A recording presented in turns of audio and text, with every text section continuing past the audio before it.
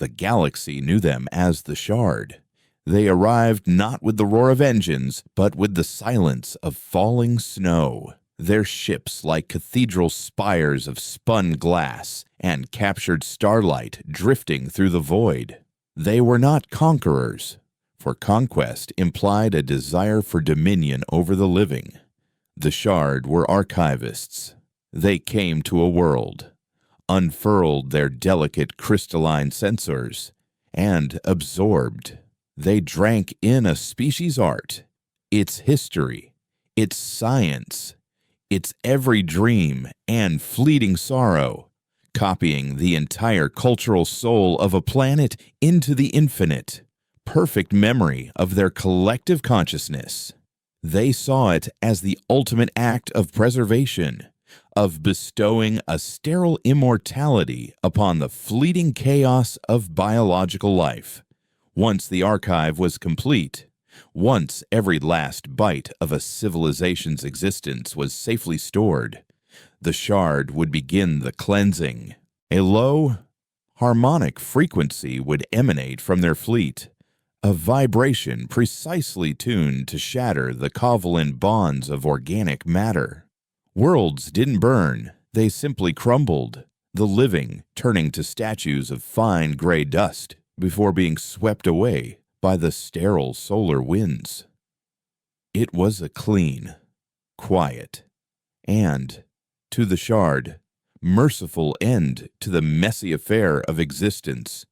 Their passage through the 5 spiral arms had been marked by a trail of silent, perfect worlds, their data immortalized, their people erased.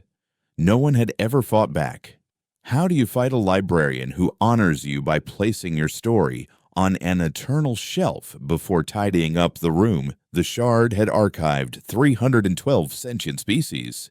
Humanity was to be number 313. The first point of contact was the terraforming colony on Ganymede 7, a moon of swirling methane seas and nitrogen frost which humanity, with its typical stubbornness, had decided to call haven.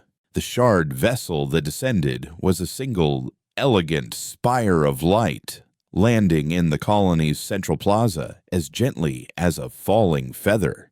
An entity emerged, an archivist, its form a 7-foot-tall sculpture of interlocking quartz and diamond, shimmering with internal light.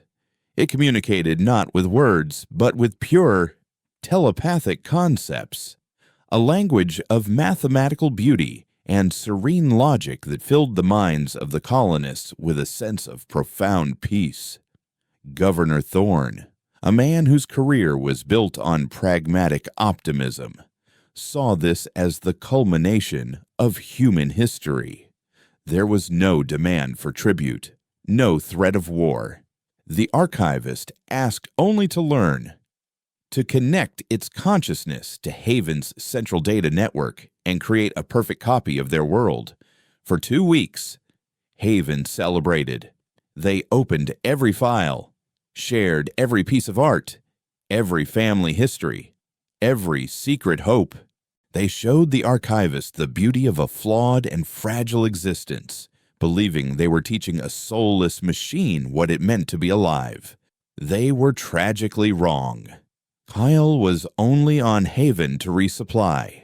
His ship, the Stray Dog, was a relic, a deep space salvage hauler held together by welded plates, stubborn faith, and a reactor that coughed like a dying man. Kyle himself was little better. He was a man out of time, his eyes holding the flat, distant look of someone who had seen too much void. He was an echo. Years ago, while scavenging the ruins of a dead world in the Cygnus Rift, he'd been caught in a psychic shockwave, the death scream of the planet's long-extinct builders. The blast had fractured his memory, erasing most of his own life and replacing it with the psychic residue of dead alien soldiers. The final, violent moments of 100 forgotten wars. Now, he lived with a constant chorus of ghosts in his head. He didn't pilot the stray dog with skill. He piloted it with the instinct of a Cathar corsair who died in an asteroid field. He didn't fight with training. He fought with the desperate, panicked rage of a four-armed Graxan shock trooper cornered on a battlefield of glass. He was a walking graveyard, and the ghosts were restless. From the moment the archivist had arrived, they had been screaming. They didn't know the entity's name, but they knew its song, the serene, logical hum that preceded the final, silent scream of a world turning to dust. He tried to warn Governor Thorne. He burst into the man's office, his voice a low gravel, his hands shaking not from fear, but from the intensity of the echoes. He spoke of a silence that consumed stars, of a beautiful light that was a precursor to absolute annihilation. Thorne had him escorted out by security, dismissing him as another spacer suffering from void rot. His mind frayed by too much time between worlds. Kyle was confined to his ship, a pariah watching a colony gleefully plan its own funeral. On the 14th day, the archivist disconnected from the network. Its message, broadcast across the colony, was one of calm finality. The archive is complete. Your story is now eternal. The biological phase is now concluded. Be at peace. A new hum began then, deeper than sound, a vibration that resonated not in the ears, but in the bones. It started in the plaza and spread outwards. The colonists paused, a strange tranquility on their faces, before a look of confusion. Then horror dawned. A man holding his daughter's hand watched as her fingers turned to gray powder and drifted away. A woman screamed, but the sound was choked off as her own throat disintegrated. The beautiful, orderly world of Haven was unmaking itself, the symphony of life dissolving into the silent percussion of crumbling dust. The shard fleet, 1,000 crystalline spires, decloaked in perfect orbit, silent witnesses to the cleansing. Kyle didn't run. The echoes in his head weren't screaming in terror anymore. They were roaring with the fury of 1,000 last stands. He wasn't a hero, but the ghosts inside him remembered dying for a cause, and they would not let him stand by.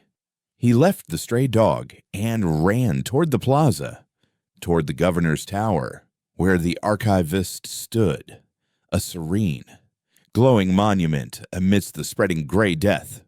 Colonial security forces fired their pulse rifles at it, the bolts of energy splashing harmlessly across its crystalline form. It didn't even seem to notice them as they, too, crumbled into nothing.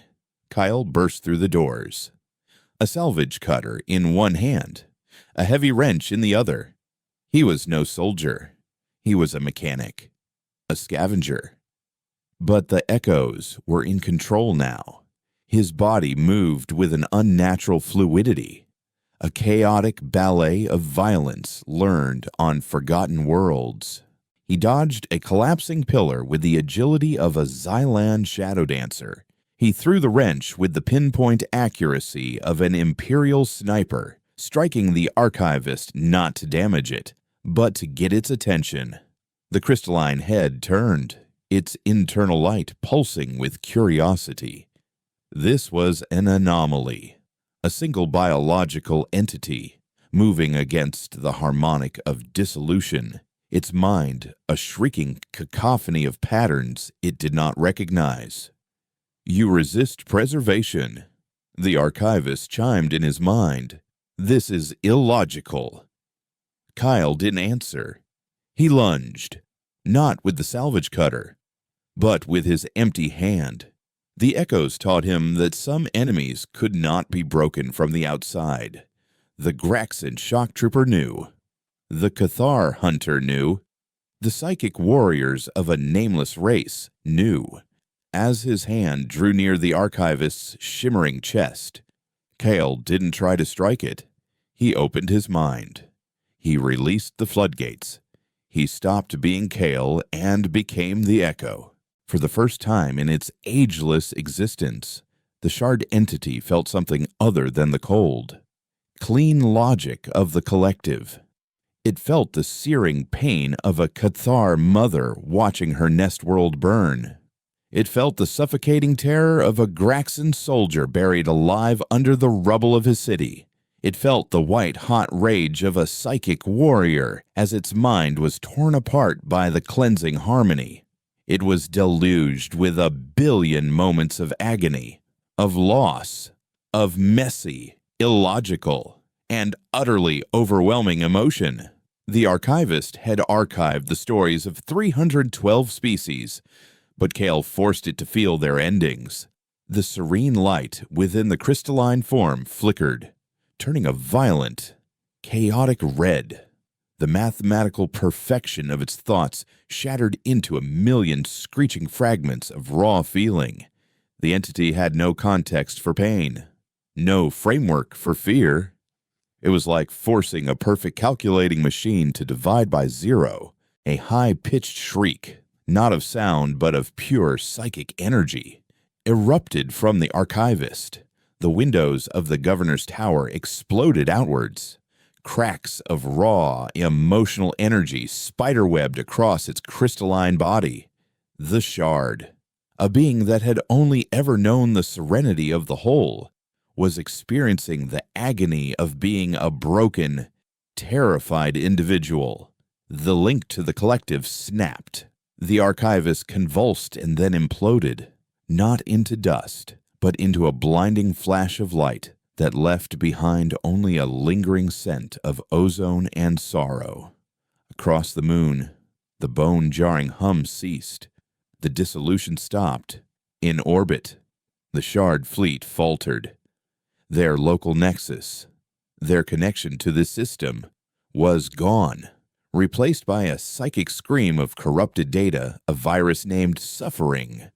For the first time, a mission had not concluded with serene perfection. It had ended in a logical paradox. The fleet did not attack. It did not flee. It simply withdrew, pulling back into the void to analyze the impossible. An archive had been tainted. A perfectly clean room now contained a stain it could not comprehend. Kyle collapsed to his knees, the echoes receding, leaving him gasping for air in the sudden silence. He was alone. The governor's office was filled with the fine gray dust of everyone he had failed to save. The entire colony of Haven, 20 0 souls, was gone. The only thing left was the evidence, a single, blinking red light on a security console. The camera in the corner had recorded everything: his fight, the archivist's destruction, the weakness. With the ghosts in his head now whispering warnings instead of war cries, Kale moved with purpose. He downloaded the footage onto a hardened data slate, then systematically wiped the station's memory banks, erasing every trace of his presence, every log from the stray dog. He walked back through the silent, dust-filled streets to his ship, the only living thing left on a moon that had, for 2 weeks, been a beacon of hope. As the stray dog lifted off, its engines coughing and sputtering in protest, Kyle took one last look at the pristine, silent world below. He hadn't saved anyone. He had only survived. But he carried with him a weapon more powerful than any fleet, the knowledge that the gods of the void could be made to feel pain. He knew the shard would analyze, process, and adapt. They would return, not to archive humanity, but to erase the illogical variable that had corrupted their perfect system. The story of the Ghost of Haven would begin to leak out on fringe networks, a garbled tale of a man who fought a god of light and made it scream. Kyle wasn't a hero preparing for war. He was a haunted salvager running for his life, carrying the ghosts of the dead and a terrible, universe-shattering truth. The legend of the Ghost of Haven spread the way all truths do in the void as a distorted whisper. It was a spacer's yarn told over lukewarm drinks in the grimy cantinas of 100 hollowed-out asteroids. A garbled data packet sold on black market networks by information brokers who dealt in impossibilities. The story claimed a single, unnamed man had faced down one of the silent gods that had been rumored to haunt the Outer Rim for centuries, and had somehow survived the encounter that left 20,000 colonists as nothing more than a field of gray dust. The official report from the Inter-System Authority was concise: a catastrophic failure of Haven's experimental atmospheric processor had led to a rapid cellular decay event. It was a tragedy, a cautionary tale about the hubris of terraforming. The Authority sealed the Ganymede system, declared it a tomb world, and warned that any ship entering the quarantine zone would be fired upon without warning. Case closed. But the whispers didn't die. They festered, because every spacer who heard the official story knew in their gut that machines didn't fail that cleanly, and that governments lied. For Kyle, the whispers were a death sentence. He had fled Haven and dived deep into the Anarchy systems, a lawless swathe of space where the Authority's light was a distant, irrelevant star. He'd repainted the stray dog a dull, rust-streaked crimson, scrubbed its transponder codes, and adopted a new name, Jonah, for every port of call. He was just another scavenger, another forgotten man trying to scrape a living from the bones of dead ships and forgotten outposts. But the ghosts in his head wouldn't let him forget. The echoes of Haven were different from the others. They weren't the sharp, violent memories of alien soldiers. They were softer, more insidious. The quiet hum of the colony's life support, the laughter of a child in the plaza, the hopeful voice of Governor Thorne welcoming the archivist, and then the silence. The terrible, absolute silence that had followed the cleansing. These new ghosts didn't scream for vengeance. They wept with a suffocating sorrow that was a constant weight on his soul. He was docked at Scab's Maw, a notorious free port carved into the heart of a spinning iron asteroid. The station was a multi-level cesspool of crime and desperation, its corridors choked with the smells of unrecycled air, ozone from failing power conduits, and the cloying sweetness of alien narcotics. Kale was trying to sell a salvaged navigation computer to a four-armed Ishan broker named Grulk. His mind focused on haggling over credits to keep the weeping ghosts at bay. It was then that he felt the change in the station's psychic atmosphere. It wasn't a sound or a sight, but a sudden, chilling stillness in the chaotic mental static of the maw. The background noise of 1,000 anxious, greedy, and fearful minds just smoothed out. It became a placid lake where moments before there had been a storm. The Ishan broker froze mid-sentence, its four hands pausing over the data pad. A look of serene confusion crossed its multifaceted eyes. "Peace," Gralk whispered, his voice uncharacteristically soft. "It's so quiet." Kyle's blood ran cold. The echoes of the dead soldiers in his head went silent too. Not in peace, but in the coiled, predatory stillness of an animal that has scented a hunter on the wind. He knew that hum. It was the prelude. He shoved the nav computer back into his bag and turned to run, but the exit to the marketplace was blocked. Standing there, where moments before there had been a jostling crowd, was a new kind of entity. It was not like the archivist on Haven, where that being had been a sculpture of pure, white light and quartz. This one was made of something darker, a crystalline structure like smoked obsidian, shot through with veins of what looked like frozen shadow. It was taller, leaner, its limbs jointed at impossible angles. It had no face, only a smooth, polished surface that reflected the station's flickering lights with a predatory gleam. This was no librarian. This was a scalpel. A voice entered Cale's mind, but it wasn't the pure mathematical chime of the archivist. This voice was a cold, perfect mimicry of human empathy. Kyle, we have analyzed the anomaly. The emotional contagion you introduced has been instructive. You taught us the logic of pain. We have come to thank you.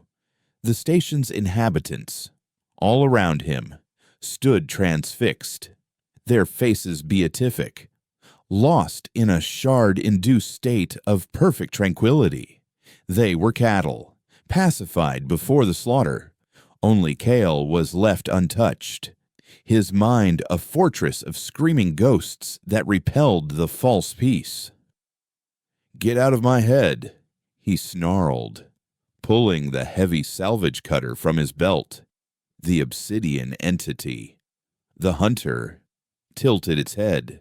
"You cannot fight a concept with a tool. You are a flaw in the archive, a data corruption. You must be purged for the record to be clean." Then the attack began, and it was nothing like the cleansing. The hunter didn't try to unmake him.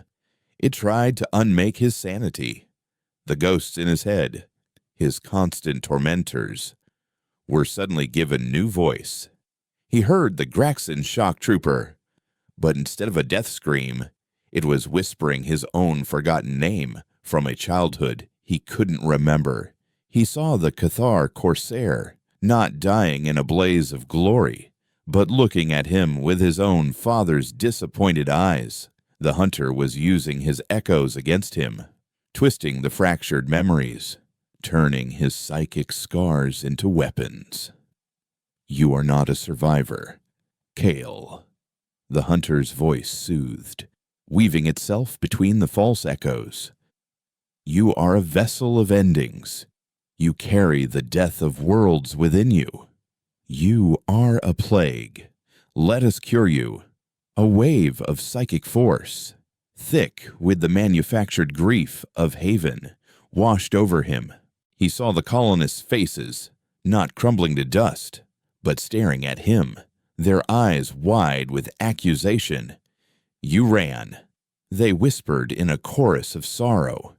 "You left us to die. You were the only one who knew, and you saved no one." The weight of it was crushing. The guilt was a physical force, bringing him to his knees. The salvage cutter slipped from his grasp and clattered on the metal floor. This was their new weapon, not the dissolution of the body, but the corrosion of the soul. But the shard had made a critical miscalculation. They had analyzed pain, grief, and fear, but they had not understood the illogical, self-destructive burn of pure, undiluted rage. As Cale knelt, drowning in the phantom sorrow, one echo refused to be twisted. It was the oldest, the most primal one, a memory fragment from a species so ancient it had no name, a being that had fought a war against entropy itself at the dawn of time. It knew nothing of guilt or sorrow. It knew only the fire of defiance. That single, incandescent spark of fury burned through the hunter's psychic assault like a solar flare. Cale roared, a raw, inhuman sound torn from his throat, and surged to his feet. He wasn't thinking. He wasn't planning. He was pure, chaotic instinct. He launched himself at the hunter, not with a weapon, but with his bare hands. He slammed into the obsidian form, and, for a moment, it was like hitting a mountain of solid glass. But he didn't stop. He clawed at its smooth surface, his nails scraping and breaking, his mind a singular, focused point of violence. He wasn't trying to inject emotion anymore. He was trying to break the machine. The hunter, for all its analysis, was taken aback by the sheer animal fury. It had expected a sophisticated psychic defense, not a berserker's charge. It raised a bladed arm to strike, but Kyle was already moving, the ghosts of forgotten warriors guiding his limbs. He ducked under the swipe, grabbed the limb with both hands, and twisted. He put his foot against the hunter's torso for leverage and pulled, every muscle screaming in protest. Crystal, no matter how advanced, had stress points. The hunter's arm didn't bend. It shattered with a sound like 1,000 wine glasses breaking at once, releasing a puff of black, shadowy vapor. The entity recoiled, a shriek of pure static echoing in Cale's mind. It had felt damage, a logical impossibility. Before it could recover, a new sound cut through the air, the sharp crack of a high-velocity slug thrower. A solid projectile, ancient technology by Galactic standards, slammed into the hunter's chest, punching a crater in the obsidian surface. A second and third shot followed, striking the same spot, deepening the fracture. The hunter staggered back, its psychic control over the station flickering. The pacified crowd began to stir, groaning as they slowly returned to their senses. Kyle looked up toward the source of the shots. Standing on a second-floor gantry, a long-barreled rifle braced on the railing, was a woman. She was dressed in the nondescript gray fatigues of a freighter crew, her dark hair pulled back in a severe bun. But it was her eyes that held him. They were sharp, analytical, and utterly devoid of fear. She wasn't panicking. She was assessing, the way a predator assesses its prey. She met his gaze, gave a curt nod, and pointed the rifle toward an emergency exit. The message was clear. Go. Now. The hunter was already reforming, the shattered arm pulling itself back together with threads of dark energy. Its attention now divided between Kyle and the new threat. Kyle didn't need to be told twice. He scooped up his salvage cutter and ran, weaving through the now panicked crowd.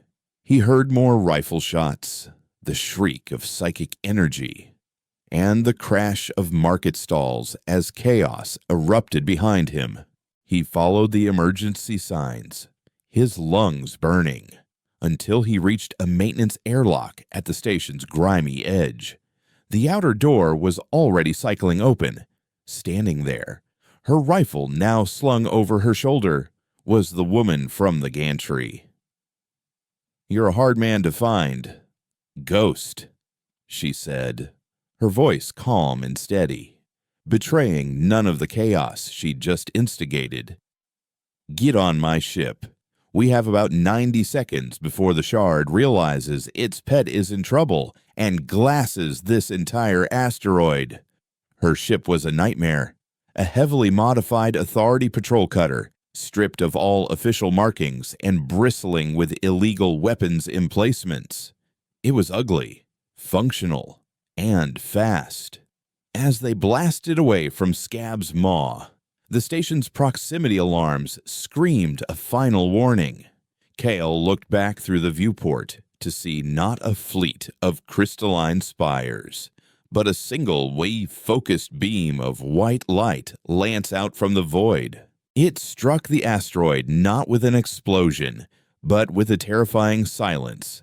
The iron and rock of Scab's maw simply ceased to be, dissolving into a cloud of fine, sterile particles that caught the light of a distant star. The cleansing was no longer a ritual. It was a targeted execution. "My name is Lara," the woman said from the pilot's seat, her eyes fixed on the sensor display. I was a section chief in Authority Intelligence until I filed a report suggesting the Haven disaster was a first contact event gone wrong. They called it xenophobic paranoia and gave me a permanent, dishonorable discharge. She glanced at him, her expression grim. I've been tracking the whispers, piecing together the impossible. I didn't know what I was looking for until I saw you fight that thing. The footage from Haven didn't do it justice. Kale slumped into the co-pilot's chair, the adrenaline draining away, leaving only the bone-deep exhaustion and the returning sorrow of the ghosts. He wasn't a ghost anymore. He was a witness.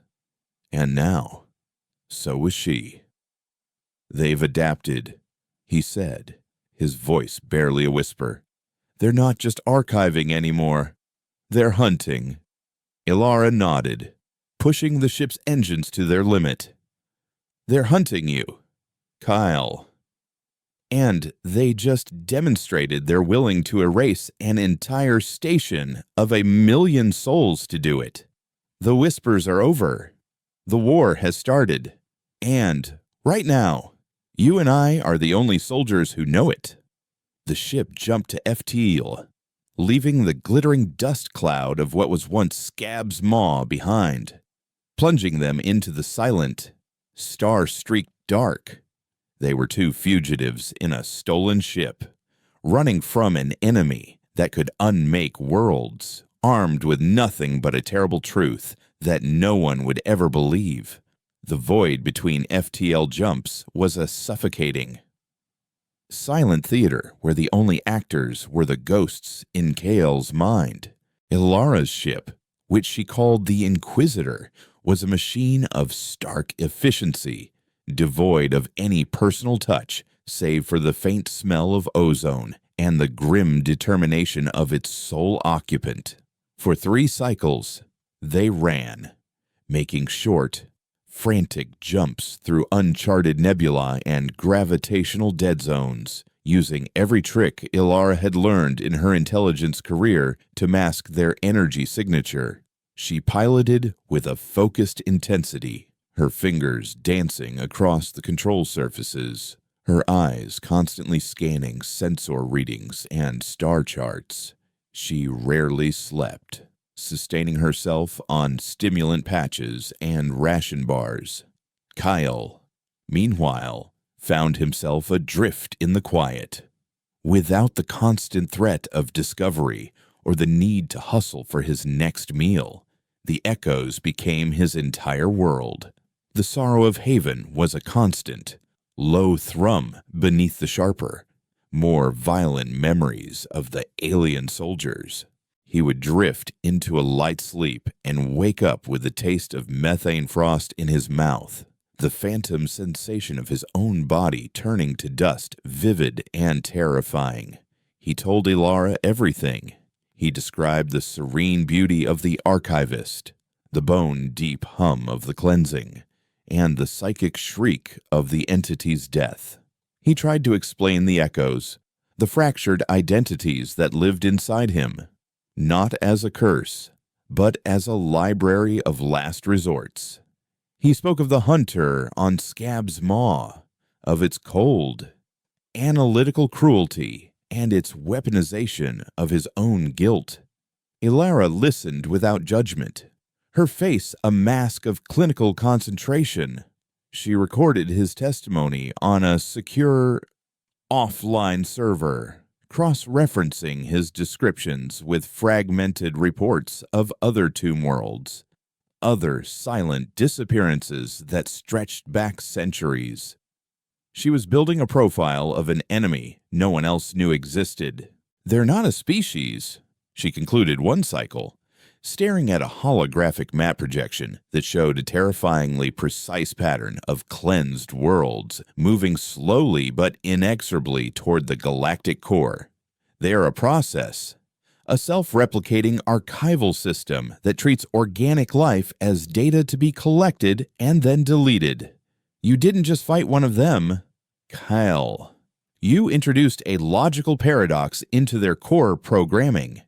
You are a virus in their system, and they've developed an antivirus. She pointed to a red marker indicating Scab's maw. That was the antivirus. Precise, ruthless, no more passive observation.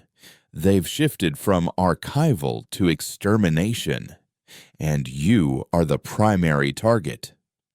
Their destination was a place that didn't officially exist, a listing post known only as the Kettle, hidden in the churning accretion disk of a black hole. It was an old Authority deep space observatory, abandoned decades ago when the station's orbit began to decay. Ilara had been its last commanding officer, and she knew its secrets. Its systems were archaic, powered by the black hole's own gravitational shear, making its energy signature indistinguishable from the background radiation of the singularity. It was the perfect place to hide, to think, to analyze the footage of the hunter that Ilara's rifle scope had captured. The slugs I used were armor-piercing, jacketed in a depleted uranium alloy, she explained as they docked the Inquisitor in the station's silent, ice-rimmed hangar bay. They're designed to punch through cruiser-grade plating. They damaged it, but it was already regenerating. Conventional weapons are a temporary solution at best. Inside, the Kettle was a ghost station, its corridors filled with a thin layer of cosmic dust and the cold of the void. Emergency lights cast long, distorted shadows. Ilara moved with a familiar ease, reactivating core systems, her hands flying over consoles that hadn't felt a human touch in 20 years. She brought the main sensor array online, not pointing it out into the galaxy, but inward, focusing its powerful scanners on the data slate containing the Haven security footage and her own recording from Scab's maw. She wasn't looking for images. She was analyzing the psychic frequencies embedded in the recordings, the residue of the shard's presence. Their communication, their very existence, is based on a harmonic resonance, she murmured, watching complex wave patterns flow across the main screen. Pure, logical, predictable. But when you fought the archivist, and when the hunter attacked you, look. She pointed to a chaotic scribble of dissonant frequencies, a violent, ugly spike in the otherwise perfect sine wave. That's you. That's the echo. It's not just emotion. Kyle, it's psychic chaos. It's the one thing their logic can't process. It's like trying to file a scream in a library organized by the Dewey Decimal System. It breaks the system. It was then that the ghosts in Kale's head began to change. They were no longer just a source of pain or a well of violent instinct. As he watched the waveforms on the screen, listening to Ilara's analysis, something new began to surface. It was a memory fragment from one of the psychic warriors, the nameless race that had fought the Shard eons ago. It wasn't a memory of battle, but of preparation. He saw, in his mind's eye, a group of these beings standing in a circle, their minds linked. They weren't projecting rage or sorrow. They were projecting something else entirely. They were harmonizing their own psychic energies, not into a single, pure note like the Shard, but into a chord of deliberate, structured dissonance. They were weaponizing chaos. They can be fought, Kyle said, his voice quiet but firm. Not by breaking them from the outside, but by giving them a new song to sing. He walked to the screen and placed his hand on the chaotic spike that represented his own mind. The echoes are random, uncontrolled. It's enough to short one of them out. But it's not a weapon. It's just noise. He closed his eyes, focusing inward, past the pain and the guilt, searching for the memory of the psychic warriors. He felt the disparate voices of the Graxan and the Cathar and 100 others, a cacophony of death rattles. But this time, he didn't try to silence them. He listened. He found the common note in their final moments, not fear, not anger, but the raw, illogical, and utterly human desire to exist. It was the one concept the Shard, in all their sterile wisdom, had never thought to archive. He began to hum, a low, guttural sound that started in his chest. Ilara watched, her scientific curiosity warring with a primal sense of alarm. The chaotic waveforms on the screen began to shift. The jagged spikes didn't smooth out. They began to pulse, to organize, to find a terrifying, deliberate rhythm. The air in the command center grew thick, heavy with a pressure that had nothing to do with the station's life support.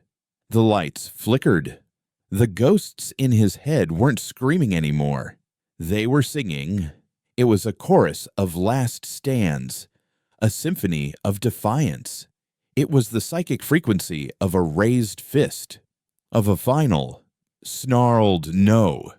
He was taking the random noise that had tormented him for years and forging it into a weapon. "Kyle," Ilara said, her voice tight, a hand drifting toward the sidearm holstered at her hip. "What are you doing? I'm learning to aim." He breathed, sweat beading on his forehead. The power he was trying to control was immense, a raw, untamed psychic energy that threatened to tear his own mind apart. But for the first time since the Cygnus Rift, he wasn't just a vessel for the echoes. He was their conductor. Suddenly, the station's long-range proximity alarm blared, a screeching, insistent sound that shattered his concentration. The chorus in his head collapsed back into a chaotic scream, and Kale staggered back from the console, clutching his head, a sharp stab of pain lancing through his skull. On the main screen, the sensor display showed a single, impossible contact. It had emerged from the black hole's event horizon as if it had simply stepped out of nothingness. It wasn't a crystalline spire. It was a perfect sphere of absolute black, a hole in space that drank the light of the surrounding accretion disk. It had no energy signature, no heat, no radiation. It was the physical manifestation of silence. "That's not a ship," Ilara whispered, her face pale. "That's a nexus, a central processing unit. It's not here to hunt you, Kyle. It's here to format the entire system." A voice, cold and vast, filled the command center. It wasn't in their minds. It was everywhere, vibrating in the metal of the deck plates, in the air they breathed. It was the voice of the Shard Collective itself, a billion archived consciousnesses speaking as one. The data corruption has been located. The variable has been isolated. The system contains a flaw that compromises the integrity of the Grand Archive. A full system wipe is required. The kettle shuddered violently. Consoles exploded in showers of sparks. Outside the viewports, the swirling, superheated gas of the accretion disk was being drawn in, not by the black hole's gravity, but by the black sphere. It was consuming the very fabric of the system, erasing it from existence. "We have to run," Ilara yelled, already moving toward the door. "The Inquisitor might be able to outrun the Erasure field if we go now." But Kale wasn't moving. He was staring at the sphere on the screen, a strange calm settling over him. The echoes were silent, not in fear, but in anticipation. He was a virus. The system was about to be wiped, but a virus doesn't just die. It tries to replicate. "We can't outrun that," he said, his voice steady. "But we can give it something to choke on." He turned back to the main console. ignoring the exploding panels and the groaning of the station's hull as it was slowly pulled apart by the sphere's influence. The main comms antenna. Can you target it? Target it with what? She demanded. With me, he said, meeting her gaze. His eyes were clear, the haunted, distant look replaced by a terrifying certainty. I'm a psychic bomb, Elara. You showed me the frequency. Now I need an amplifier. I'm going to give them my song. All of it. He was proposing suicide. A glorious, insane act of defiance that might not even work. He was going to broadcast the full, raw chaos of his mind directly at the Shard Nexus, hoping to corrupt the entire collective before it erased him. For a moment, Elara stared at him, seeing not the broken scavenger from Scab's maw, but a soldier making the ultimate tactical decision. She didn't argue. She didn't plead.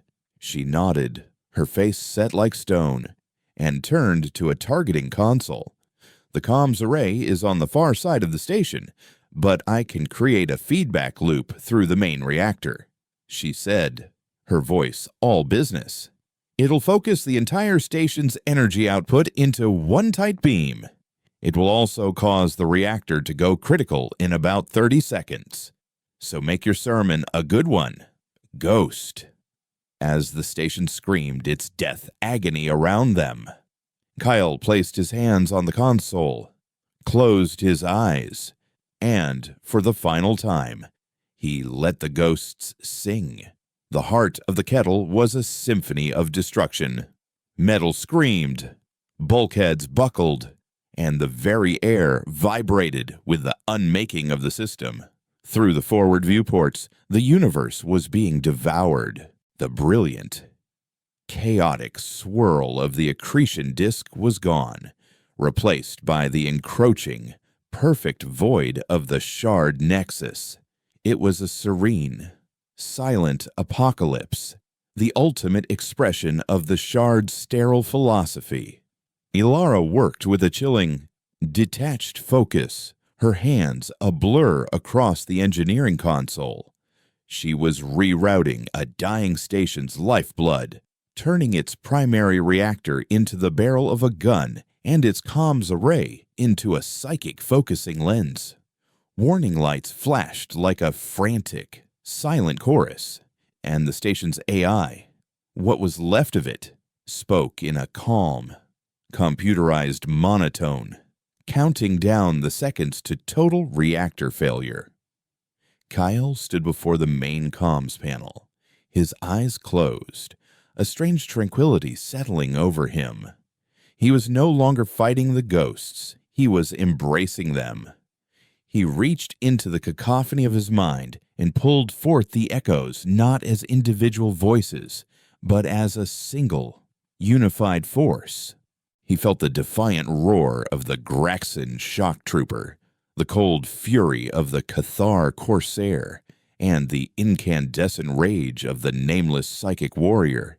But beneath them, he now felt the softer, more painful notes, the quiet courage of the Haven colonists, the desperate hope of Governor Thorne, the innocent laughter of children who had turned to dust. He gathered all of it, the rage, the sorrow, the love, the loss, and held it, a sphere of pure, unfiltered, chaotic existence in the center of his consciousness. It was the antithesis of everything the Shard represented. It was messy, illogical, and beautiful. It was the truth of life itself. 10 seconds to reactor overload, Elara announced, her voice strained but steady. She had locked in the final command, and now there was nothing to do but watch. She looked at Kale, at the man who was about to become a ghost in the most literal sense, and for the first time since this began, her professional detachment wavered. It was an honor. Kyle, she said, her voice quiet. He opened his eyes and looked at her. A faint, sad smile touching his lips. "Tell them, we fought back," he said. Then he placed his hands on the comms panel, and as Elara slammed a shielded blast door shut between the command deck and the reactor core, he unleashed the storm. The broadcast wasn't a wave of energy, it was an infection. The focused beam of psychic chaos, amplified by the dying reactor's full output, lanced out from the kettle and struck the black sphere of the Nexus. For a moment, nothing happened.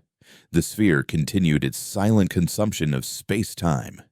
The station continued to tear itself apart. And then, the voice of the collective, the calm, vast voice that had announced the system wipe, returned, but it had changed. Core. Corruption detected in core logic. The archive! The archive is... feeling? The voice. Once a perfect monolith, fractured into a billion dissonant whispers. It was the sound of pure logic being drowned in a tidal wave of incomprehensible emotion. Inside the Nexus, the archived consciousness of 312 species, stored for eons in a state of placid, sterile data, was suddenly reawakened by the psychic contagion. They were no longer just stories on a shelf. They were screaming. The serene order of the Grand Archive collapsed into a pandemonium of resurrected souls. The mathematical purity of the shard consciousness was shattered by the illogical agony of 1,000 genocides, all experienced at once. The black sphere, the perfect void, began to flicker. Veins of violent, chaotic red light, the color of the archivist's dying moments on Haven, spider-webbed across its surface. The silent, orderly process of erasure faltered. The all-consuming void was choking on the sheer, indigestible reality of suffering. The kettle's reactor went critical. The station didn't just explode, it detonated with the force of a small star, a final, brilliant flash of defiance against the encroaching dark. The blast wave, a mix of pure energy and Kyle's psychic death scream, slammed into the destabilized Nexus. The red cracks on the sphere's surface widened, and with a final, silent shriek that tore a hole in the fabric of reality, the Nexus imploded. The perfect void collapsed in on itself. But instead of vanishing, it erupted. A wave of raw, unstructured energy. A shockwave of corrupted data and liberated consciousness blasted outwards from the point of the Nexus's teeth. It was not a cleansing hum or destructive beam. It was something new. It was a wave of pure, chaotic potential. The shockwave washed over the Inquisitor as Elara. Her ship, already at the edge of the system, made the jump to FTL. The ship's system screamed in protest, alarms blaring as the wave of impossible energy momentarily scrambled its nav computer and flickered its life support. But it held. Elara gripped the controls, her knuckles white, her face a mask of grief and awe. She had survived, but she was now the sole keeper of Kale's legacy. The only witness to the moment a man had screamed so loud it broke a god. The event at the kettle was not quiet. The death of a shard, Nexus, sent ripples through the galaxy that could not be ignored. Astronomers in the core worlds registered a gamma-ray burst of impossible magnitude, originating from a black hole that should have been inert. Deep space shipping lanes reported massive, transient gravitational anomalies. Telepaths and sensitives on 100 different worlds were driven mad by a psychic shockwave that spoke of 1 billion souls crying out in a chorus of sudden, terrible freedom. The Intersystem Authority, for all its bureaucratic inertia, could not classify this away. They sent scout fleets, science vessels, and patrol cruisers to investigate the source of the anomaly. What they found was a mystery that shattered every known law of physics. The black hole was gone. The entire system, in fact, was gone.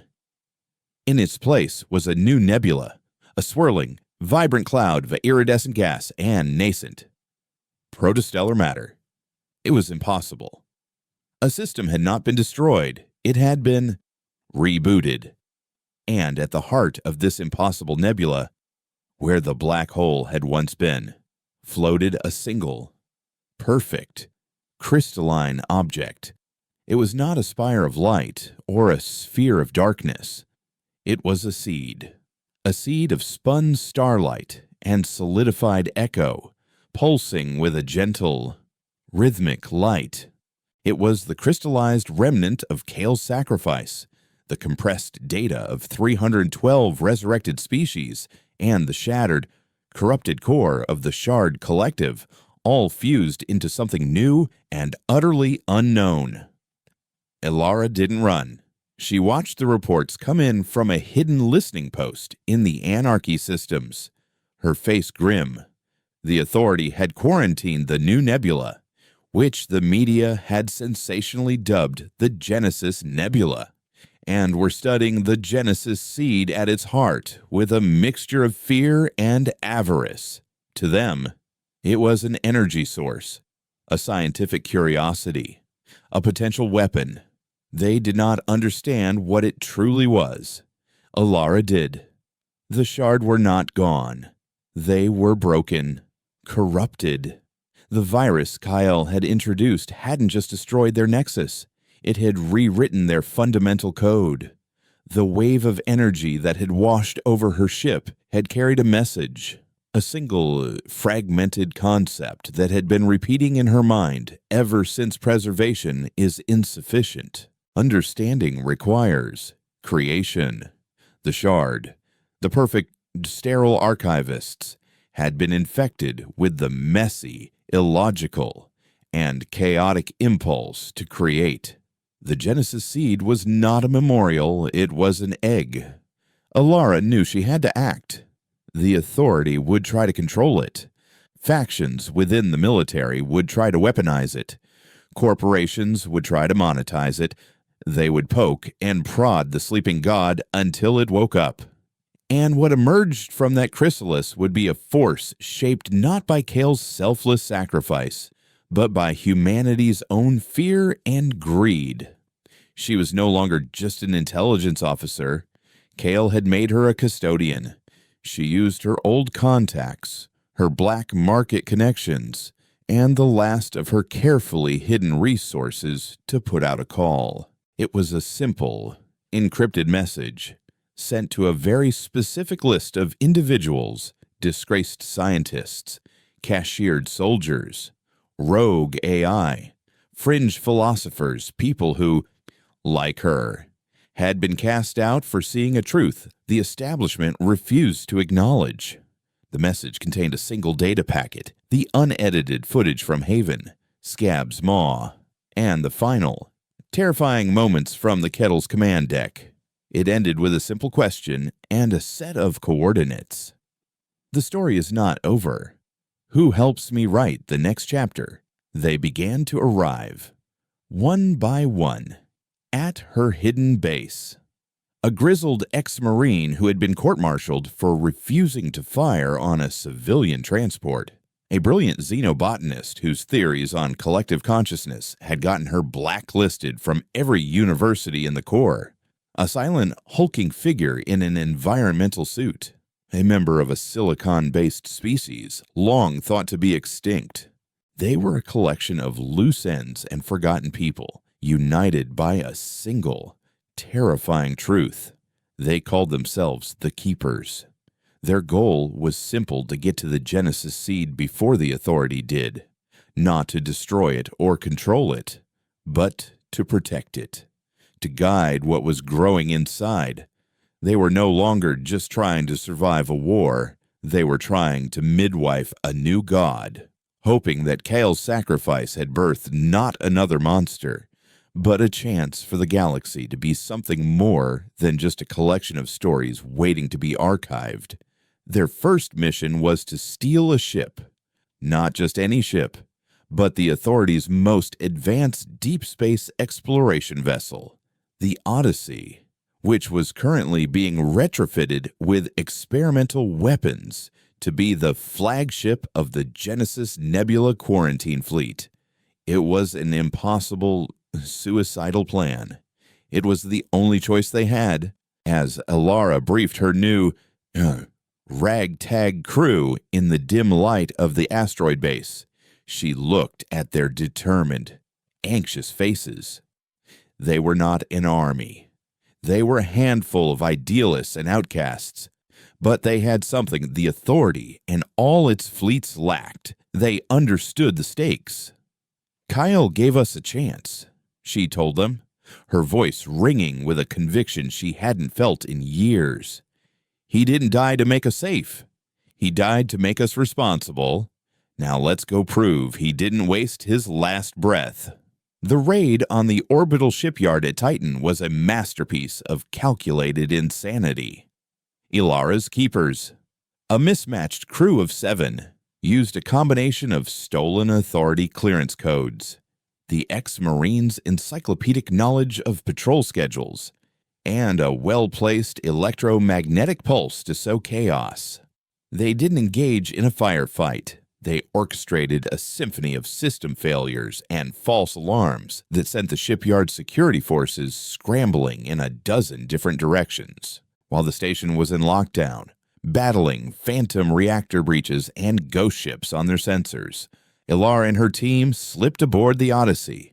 The ship was a testament to the Authority's might, a sleek, powerful vessel designed to project power into the deepest voids. But for all its advanced weaponry and armor, its greatest weakness was the arrogance of its creators. They had never imagined someone would be audacious enough to try and steal it from their most secure facility.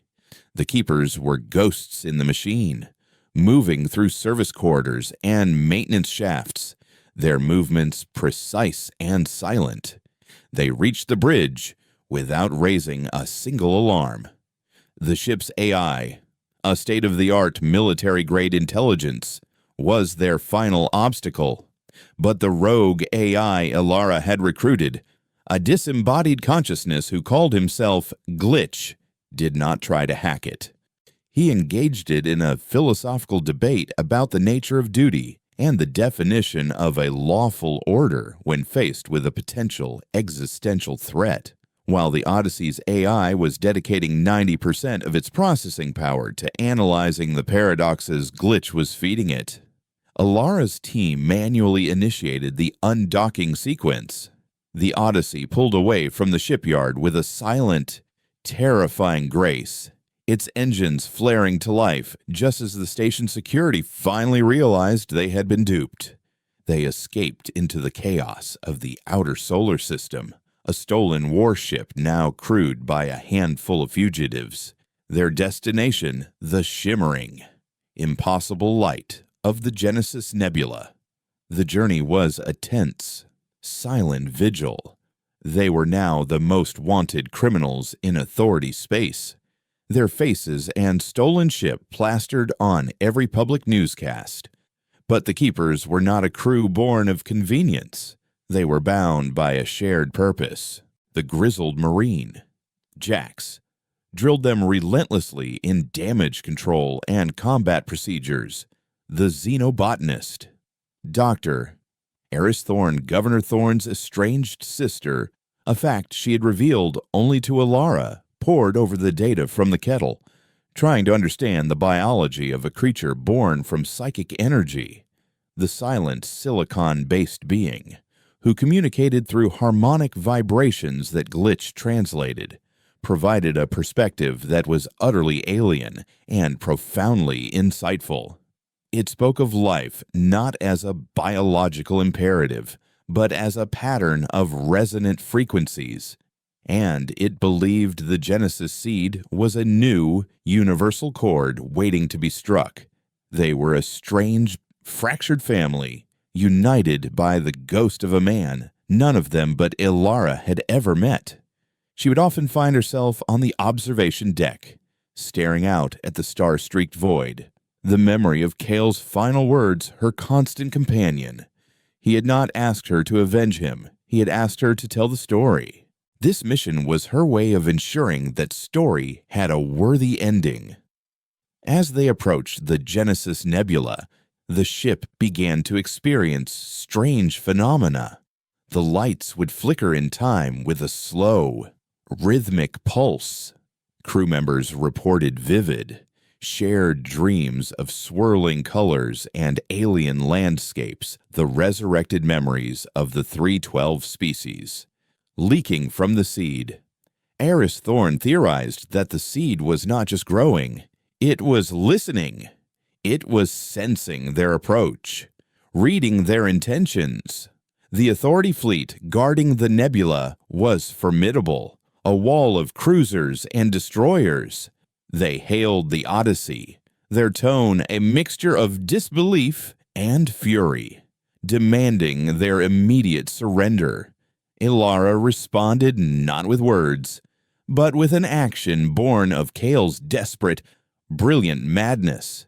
She ordered Glitch to broadcast a single, focused signal at the fleet, the raw, unedited recording of the Shard's voice from the kettle, announcing the system wipe. She followed it with the security footage from Haven, the images of colonists turning to dust, and Kale's desperate, losing battle against the Hunter. She broadcast the truth. For a tense, heart-stopping minute, the fleet held its position. On the bridge of the Authority flagship, a decorated admiral who had lost a cousin on Haven watched the footage, his face a grim, stony mask.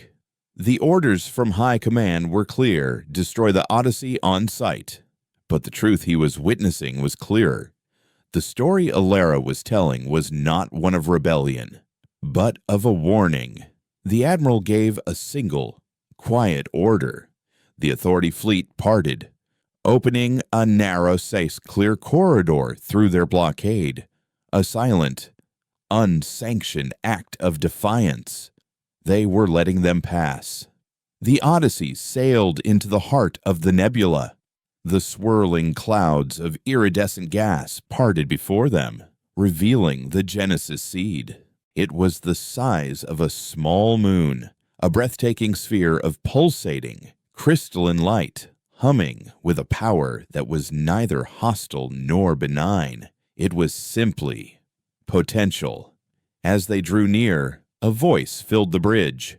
It was not Kale's, nor the Shard's.